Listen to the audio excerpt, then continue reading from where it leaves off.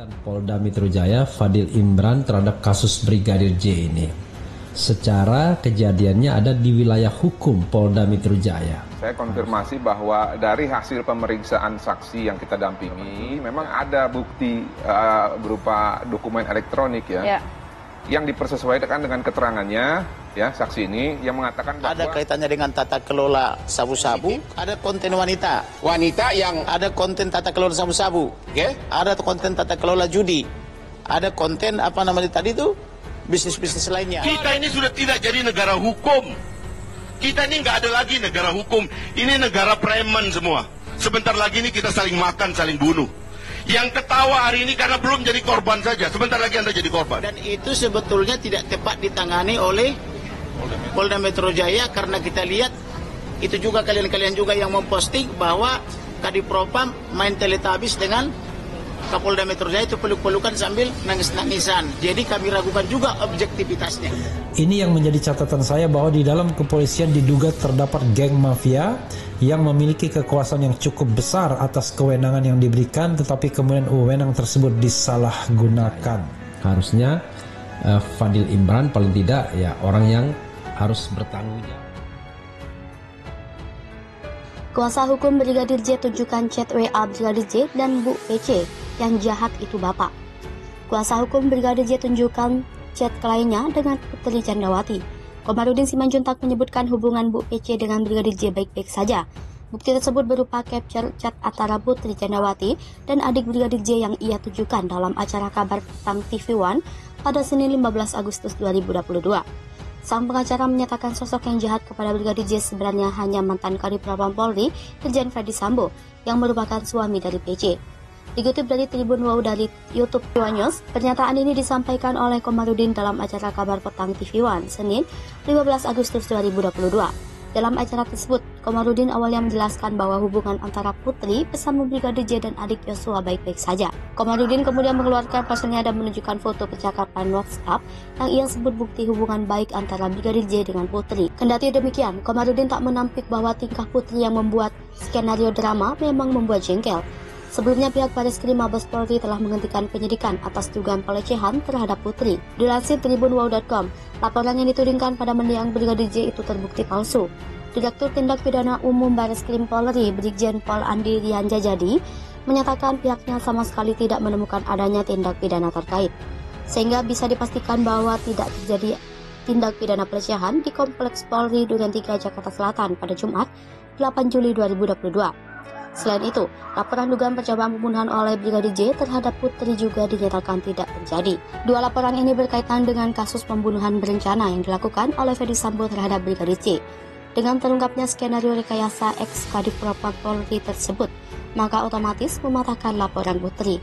Menurutnya, laporan tersebut palsu, merupakan intervensi untuk menghalangi penyidikan kasus pembunuhan Brigadir J. Sementara itu, menurut Andrian, seluruh penyidik yang bertanggung jawab dalam laporan Putri tersebut sedang diperiksa Inspektorat Pengawasan Umum Polri. Kejanggalan pengakuan Verdi Sambo setelah diperiksa oleh tim khusus Polri, mantan Kadipropam Irjen Verdi Sambo mengaku membunuh ajudannya yakni Nofriansah Yosua Huta Barat alias Brigadir J karena emosi dan marah. Irjen Verdi Sambo berdalih dirinya marah istrinya yakni Putri Candrawati telah dilecehkan oleh Brigadir J di Magelang, Jawa Tengah. Dikutip Tribun Wow, anehnya Brigadir J masih mendampingi PC pulang dari Magelang ke Jakarta.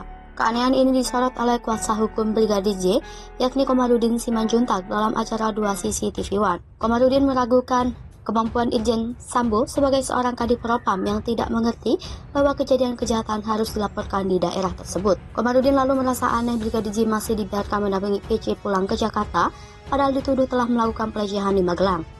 Komarudin kemudian menganjurkan Sambo agar merenung dan membaca firman Tuhan supaya segera bertaubat.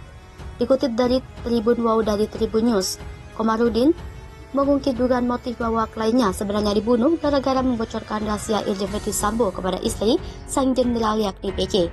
Dugaan ini disuarakan oleh Komarudin dalam hot room di YouTube Metro TV News Rabu 10 Agustus 2022. Komarudin menjelaskan Brigadir J diketahui membocorkan rahasia dari Irjen Verdi Sambo saat ditanya oleh PC. Komarudin menjelaskan pertengkaran sempat terjadi antara PC dan Irjen Verdi Sambo seusai Brigadir J membocorkan rahasia atasannya tersebut. Barulah setelah pertengkaran terjadi, Brigadir J menerima ancaman pembunuhan dari ajudan sang jenderal. Kabar Irjen Fadil Imran ditahan negara bantu Ferdi Sambo. 5 perwira Polda Metro Jaya bernasib sama. Kapolda Metro Jaya Irjen Fadil Imran kini menjadi sorotan setelah beredarnya foto yang perlihatkan dirinya berpelukan dengan Irjen Ferdi Sambo. Kapolda Metro Jaya Irjen Fadil Imran diduga kuat membantu Irjen Ferdi Sambo untuk menjalankan skenario pembunuhan terhadap Brigadir J. Kini beredar kabar Kapolda Metro Jaya Irjen Fadil Imran ditahan setelah menjalani pemeriksaan soal kasus kematian Brigadir J yang melibatkan Ferdi Sambo. Nasib apes menimpa Fadil Imran gegara aksi berpelukannya dengan Ferdi Sambo yang akting menangis di fitnah. Nama Fadil Imran diduga terlibat dalam berperan dalam skenario Irjen Ferdi Sambo melakukan obstruction of justice. Bahkan 5 anggota Polda Metro Jaya sebelumnya sudah ditahan. Aksi pelukan Irjen Ferdi Sambo dan Irjen Fadil Imran viral pasca tewasnya Brigadir J. Berdasar informasi, 5 paman bawahan Irjen Fadil Imran ditahan. Mereka: 1. Wakil Direktur Reserse Kriminal Umum Polda Metro Jaya AKBP Jerry Siagian. 2. Kasubdit Resmob Ditreskrimum Polda Metro Jaya AKBP Handik Zusen. 3. Kasubdit Kamnek Ditreskrimum Polda Metro Jaya AKBP Raindra Ramadansyah. 4. Kasubdit Renakta Polda Metro Jaya AKBP Pujiarto. 5. Kandid 2 Jatanras Polda Metro Kompol Abdul Rahim. Yang disorot lainnya, Kapolres Jakarta Selatan Kombes Budi Herdi Susianto. Dia memberikan keterangan bohong atas tragedi skenario tembak-menembak dipicu pelecehan seksual. Kini nama Kapolda Metro Jaya Irjen Fadil Imran diduga kuat ikut terlibat dalam skenario pembunuhan Nofriansah Yosua Huta Barat alias Brigadir J. Lulusan Akpol 1995 itu dikabarkan tengah diperiksa Inspektorat Khusus.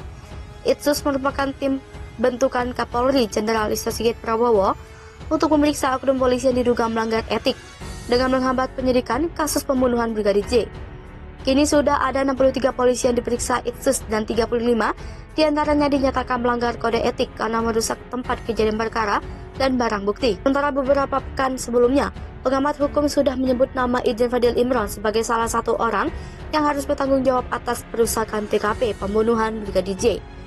Komnas HAM menguraikan menit-menit jelang insiden penembakan yang terjadi di rumah dinas Ferdi Sambo pada 8 Juli 2022 lalu yang terekam CCTV.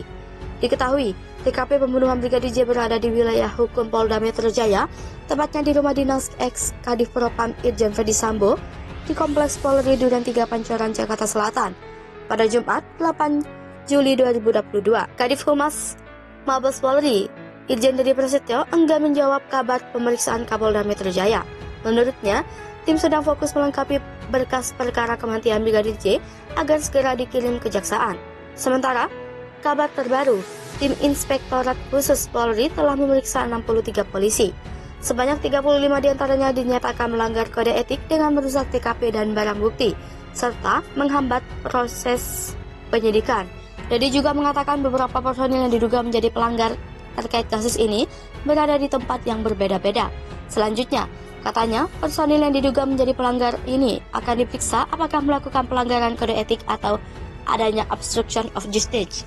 Sementara, secara pidana sudah ada 4 tersangka kasus pembunuhan Brigadir J. Pertama adalah Richard Eliezer Pudiang Lumiu atau Baradae. Ia dijerat pasal 338 Junto 55 dan 56 KUHP tentang pembunuhan.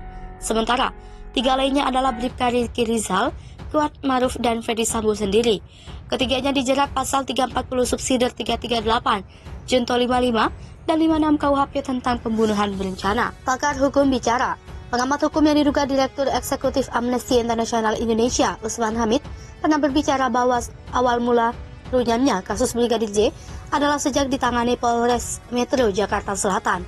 Kala itu, Usman Hamid berbicara di Kompas TV usai penetapan Baradae sebagai tersangka Rabu 3 Agustus 2022. Dari Direktur Eksekutif Amnesty International Perwakilan Indonesia, Usman Hamid, dalam diskusi di Jakarta Minggu 14 Mei 2017. Menurut Usman Hamid, Fadil Imran mengetahui kasus pembunuhan Brigadir J berdasarkan laporan Kapolres Metro Jakarta Selatan Kombes Pol Budi Herdi Susianto. Atas apa yang diperintahkan Fadil Imran yang harus diketahui publik. Nah, disitulah permulaan bagaimana kepolisian secara ceroboh menceritakan peristiwa-peristiwa yang terjadi pada hari H sebagai peristiwa pelecehan seksual yang mengakibatkan Baradae terpaksa menembak Brigadir J dalam suatu penjelasan yang diikuti sedikit bukti, bahkan nyaris tidak ada bukti, kata dia.